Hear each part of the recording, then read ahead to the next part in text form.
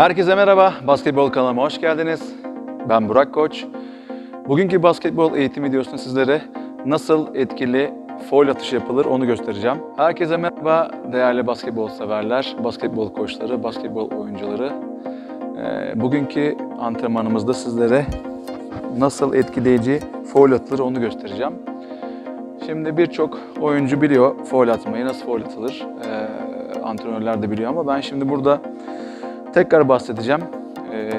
Basit olarak nelere dikkat etmemiz gerekir onu göstereceğim ve bunu mutlaka uygulayın. Videoyu sonuna kadar izleyin.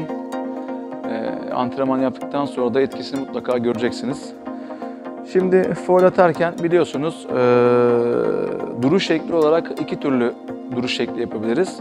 Bir, ayaklarımız yanda faul line çizgisinde, yani faul atış çizgisinin uzantısında çizgiye basmadan yan olarak durabiliriz.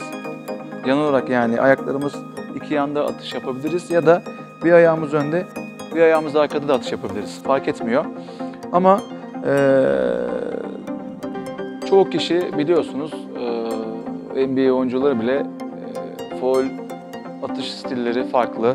Kimisinin bir ayağı önde, bir ayağı arkada, kimisinin yan yana, kimisi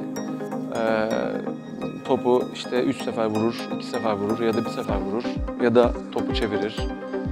Bir tanesi tek elle atar. Biliyorsunuz bunu birçok oyuncu yapıyor. Şimdi şöyle yapalım. Önce yan yana, ayaklar yan yanayken göstereyim. Ayaklar yan yana olur. Ayaklar gene omuz genişliğinde ve dizlerimiz hafif kırık. Mutlaka kural bir gene mutlaka ayaklarımızdan, dizlerimizden esneyerek kuvvet alıyoruz mutlaka atarken. İkinci kural, mutlaka topu sağ elimizle atıyorsak sağ elimizle tutuyoruz ve aşağıdan yukarı doğru kaldırıyoruz topu, kuvvet alıyoruz. Bunda da tekrar kuvvet alıyoruz. Yani göbeğimizden aşağıdan aynı bacaklarımızdan kuvvet aldığımız gibi kuvvet alıyoruz. Kural 3, mümkün olduğu kadar ileri doğru sıçrayıp ve parmak uçlarımızın ucunda en son hareketi bırakıyoruz. Göstereyim. Kaldırdım ve yukarı doğru atıyorum. Yani ileri doğru potaya. Şimdi pota yakın olduğu için atamam. Girse bile belki kameraya düşme ihtimali var. O yüzden atmayacağım. Böyle göstereceğim. Yanımıza mutlaka topu vuruyoruz ve potaya bakabiliriz. Bu bir konsantre olma şeklidir. Mutlaka deneyin. En azından bir kere vurmaya çalışın. 2 defa olabilir, 3 defa olabilir. Tabii fazla abartmamak şartıyla bunu yapabilirsiniz. Oyuncularınıza söyleyin mutlaka. Siz de yapın. Aynı zamanda potaya bakacağız tabii ki de. İyi konsantre olmak çok önemli. Girme ihtimalinizi arttırır ve ne yapıyoruz? Dizlerden hafif kırıyoruz. Kuvvet alıyoruz. Aşağıdan yukarı kaldırdık. Parmak ucumuzu da kaldırarak topuklara basmadan ileri doğru atıyoruz. Ele de geçeceğim şimdi. Önce ayak aşağı bölgeyi gösteriyorum size. Devam ettik. Dizlerimizi kırdık. Aşağıdan topu yukarı kaldırdım ve parmak ucumda atıyorum. Şimdi omuzdan yukarı gelirsek, sağ elde olduğumuzu farz edelim topumuzu. Ne yapıyoruz gene? Normal şut nasıl atılıyordu? Normal şut atarken de faulde durarak atıyoruz. Hiçbir şey farklı değil, her şey aynı. Topu kaldırdık, tekrar başım üzerinde kaldırıyorum.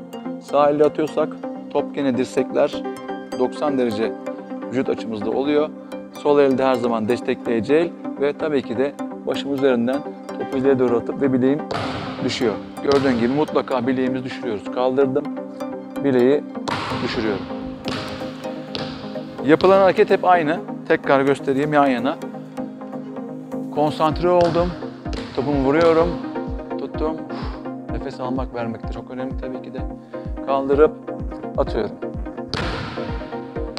Tamam mı? Şimdi bunu sol elle yapalım bir. Gene ayakla yan yana. Solak olduğumuzu farz edelim. Ayaklar omuz genişliğinde açık tekrar. Replink'i yapıyoruz tekrar. 2 ya da 3 kaç tane istiyorsanız. Potaya tabii ki de bakıyoruz. Nefes almak çok önemli. Özellikle çok koştuk, faul oldu. Bize faul yapıldı ve nefesimizi ayarlamamız gerekiyor.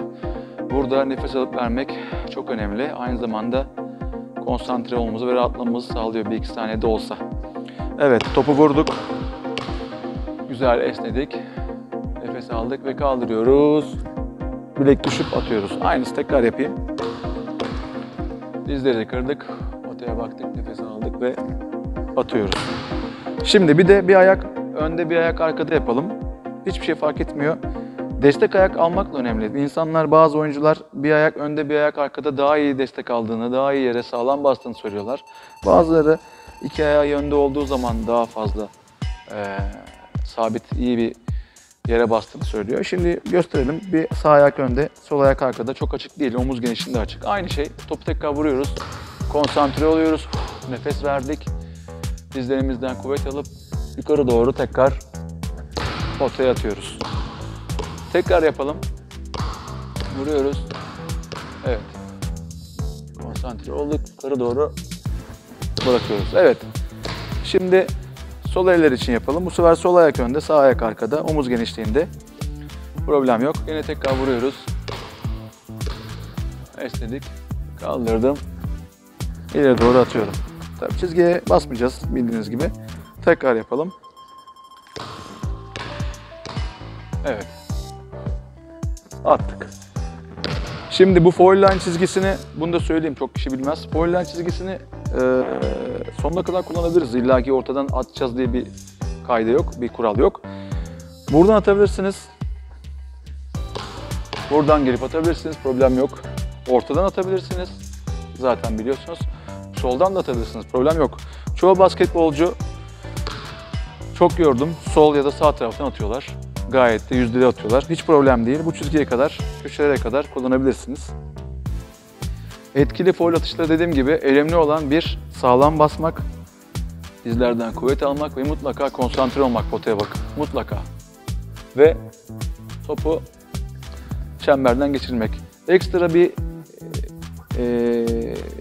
tüyo daha vereyim. Çemberin ön kısmını hedeflemeyip arka kısmını panya ile birleşen yeri hedeflerseniz girme şansı çok daha artar.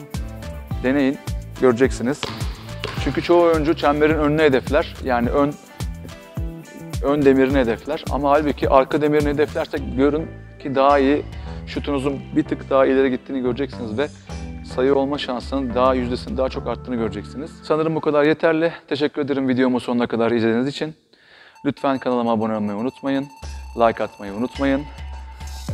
Bu videonun altına yorumlarınızı mutlaka bekliyorum. Diğer videolarıma da yorumlarınızı bekliyorum. Videolarımı izleyin. İstediğiniz basketbol antrenmanı varsa, özellikle personal training, yani birebir antrenman istiyorsanız lütfen yazın. Boş zamanlarımda bunları değerlendirip videolarınızı çekmeye çalışacağım. Teşekkür ederim. Daha sonraki videoda görüşmek üzere. Hoşça kalın.